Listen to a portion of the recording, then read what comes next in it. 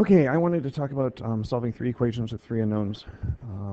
As we talked about in class, more often than not, in real life, if you have three planes intersecting, they're never, I mean, they're not going to necessarily be at a point. You're going to have intersecting planes, you're going to have lines, things like that. But for our purposes, you get equations like this. And so, at least initially, I wanted to give you guys a good example on which to follow. Um, I'm going to show you the three steps we talked about in class. Again, pause here if you need to write this stuff down. I'm not going to have giant long pauses in the podcast when you can just hit pause yourself. First thing to remember, first thing you want to do is either through substitution or elimination, combine two equations to get rid of one variable. So in this one, some candidates here would be, for example, x's would be good. So I've got two single x's that I could turn into threes pretty easy. You could also do z's, because I could turn the negative z into the opposite of z into 2z up on the top. You could also make it a negative 4z pretty easy on the bottom. The y's would actually even also work here because,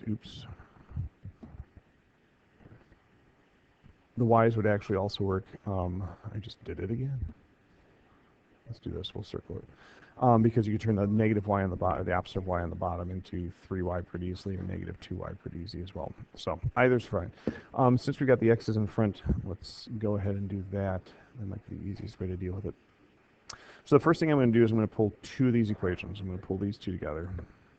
And so I've got 3x plus 2y minus z is equal to 12. And again, as I've said many, many times, you're going to be better off rewriting things, because if you try to do it for the sake of economy or because it's shorter, you're going to make mistakes.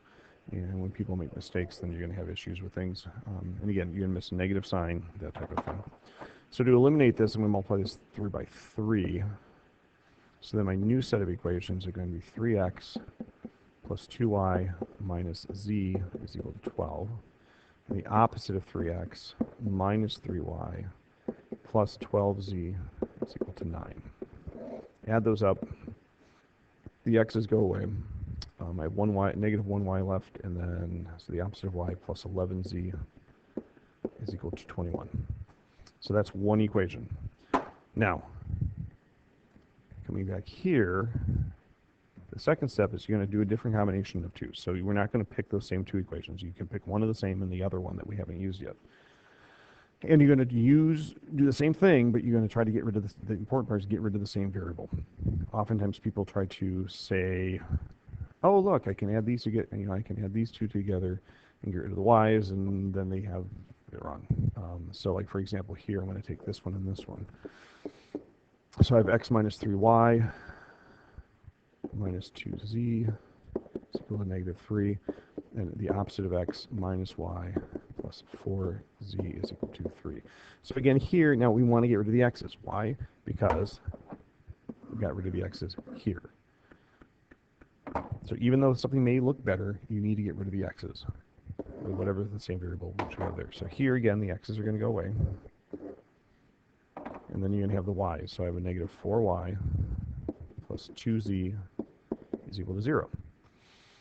So I have two equations. I've gone down from 3 equations and 3 unknowns to 2 equations and 2 unknowns, which, I'll come back to here, is something very familiar, because now you're going to solve the system of the 2 new equations. And that's what we were doing last week. That's what you did all through Algebra 1, by substitution or graphing or elimination.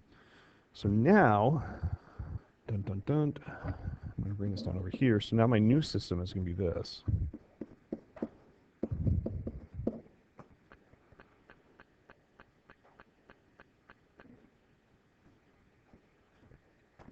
So when you look at this, the y's are going to be the next easiest one to get rid of because you have a single y there. Now you need to make that set up so we have the opposite of the negative 4y. So I'm going to multiply this thing through by a negative 4. So my new set of equations, and again, rewrite this stuff down. Saves a lot of time and mistakes. Substitution would also work here easily, because with this first equation you could solve for z pretty quick and go from there too.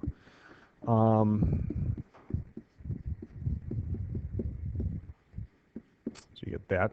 When I add it up together, I get a negative 42.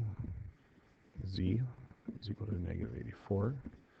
So then z is going to equal 2. So in my order triple here, so remember it's x, y, z, I'm going to get a 2 down there. Then I'm going to take that 2 and plug it into one of the original equations. It's up to you which one. Matters not. So I've got negative 4y plus 2 times 2 is 0. So you get y is equal to 1. And then I'm going to take both of those equations, and both of those variables, the 1 and the 2, and pull it down from up here.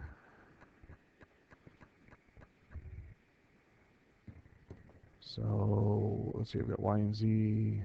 Let's go ahead and do this one since I don't have a negative 1 out front. So then this will come down. And again, you can pick any of the equations. I just did this because the x is already by itself. So this will become x minus 3 times 1 minus 2 times 2 is equal to negative 3. So you're going to end up with x equals 4. And that's your equation there. Okay, so as I said in class, you're going to get like a 3-for-1 special. You're going to get 3 equations that you can do in one shot. So that's why we're not doing tons of these. But again, set it up. Don't take any shortcuts until you get used to how to do it. Because it's with shortcuts, which is where mistakes are made, and then you're going to get really frustrated. So we're going to continue to work on this in a little bit. An example for you. Let me know if you guys have any questions.